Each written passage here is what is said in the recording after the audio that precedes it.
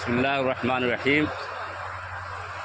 محترم حضرات، آج کی یہ مجلس اس لحاظ سے نہایت بابرکت مجلس ہے کہ رسول اللہ صلی اللہ علیہ وسلم نے اس مجلس کو خاص طور سے اپنی سنت قرار دیا ہے۔ رسول اللہ صلی اللہ علیہ وسلم کے سارے کام سنت کہلاتے ہیں، لیکن کچھ ہی کام ایسے ہیں جس کو رسول اللہ صلی اللہ علیہ وسلم نے خود اپنی سنت کے نام سے ہمارے سامنے پیش کیا ہے۔ اس میں ایک نکاح ہے۔ ابھی قاضی صاحب نے کچھ آیات پڑھی ہیں نکاح کے وقت۔ آپ کو حیرت ہوگی کہ ان آیتوں میں شادی یا نکاح کے تعلق سے کوئی بات نہیں ہے۔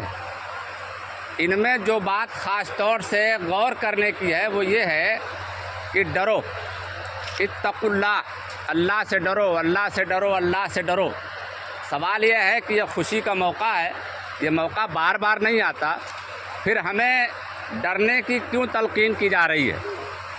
یہ تھوڑا سا غور کر لیں۔ اصل میں ہم اور آپ اس زمین پر، اس دنیا میں امتحان اور آزمائش کے لیے موجود ہیں۔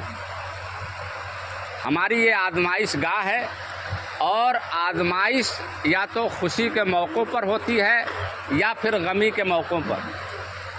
تو آج یہ خوشی کا موقع ہے۔ ہمارے نبی کریم صلی اللہ علیہ وسلم ہمارے تئیں، اپنی امت کے تئیں اتنی محبت رکھتے ہیں، اتنی ہمدردی رکھتے ہیں کہ آپ نہیں چاہتے کہ اس خوشی کے موقع پر لوگ کچھ ایسا نہ کریں جس سے ان کی دنیا بھی خراب ہو جائے اور آخرت بھی خراب ہو جائے۔ اس وجہ سے آپ نے جن آیات کا انتخاب کیا اس میں یہ خاص بات تھی کہ ڈر کے رہو، ڈر کے کرو شادیاں، ڈر کے زندگی گزارو، معاملات کو درست رکھو، صاف اور سچی بات کہا کرو۔ محترم حضرات، ہماری جو شادیاں ہیں وہ اس لحاظ سے نہایت افسوسناک ہیں کہ ہم نے مختلف مذاہب اور قوموں کے کچھ پارٹس لے کر کے ایک کمبینیشن بنایا ہوا ہے۔ ایک جو ہے جہیز ہے، بارات ہے، اور نہ جانے کیا کیا چیزیں ہیں۔ اللہ تعالیٰ نے اس دنیا میں کسی کو امیر بنایا، کسی کو غریب بنایا ہے۔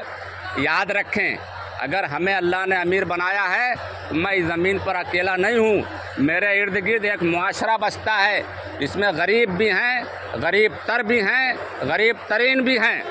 اس لیے اپنی شادیوں یا اس طرح کے پروگرام کو ایسا مینج کرنا چاہیے کہ ہماری وجہ سے دوسروں کی پریشانی میں بوجھ نہ ہو، دوسرا پریشان نہ ہو، دوسرا قرض اور سود لینے پر مجبور نہ ہو۔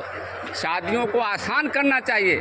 ایک حدیث خطبے میں ضرور پڑھی جاتی ہے، ان اعظم النکاح برکتاً ایسرہ مؤونہ، کہ سب سے برکت والا، سب سے عظیم نکاح وہ ہے جو آسانی سے ہو، کم خرچ پہ ہو۔ تو آسانی اور کم خرچ کا لحاظ کرنا ہے۔ اللہ نے ہم سب کو نوازا ہے، لیکن ہمیں اس نواز کو ایک دائرے میں رکھنا چاہیے۔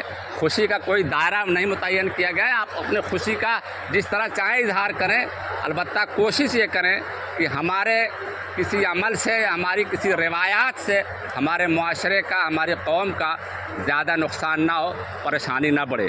تو انشاءاللہ ہماری شادیاں بھی اچھی ہوں گی، برکت والی ہوں گی۔ اللہ تعالیٰ سے دعا ہے کہ ہمیں اس پروگرام کو، اس طرح کے پروگرام کو اچھے طریقے سے کرنے اور سنت کے دائرے میں، دین کے دائرے میں اور معاشرے کی بھلائی کے دائرے میں کرنے کی توفیق عطا فرمائے۔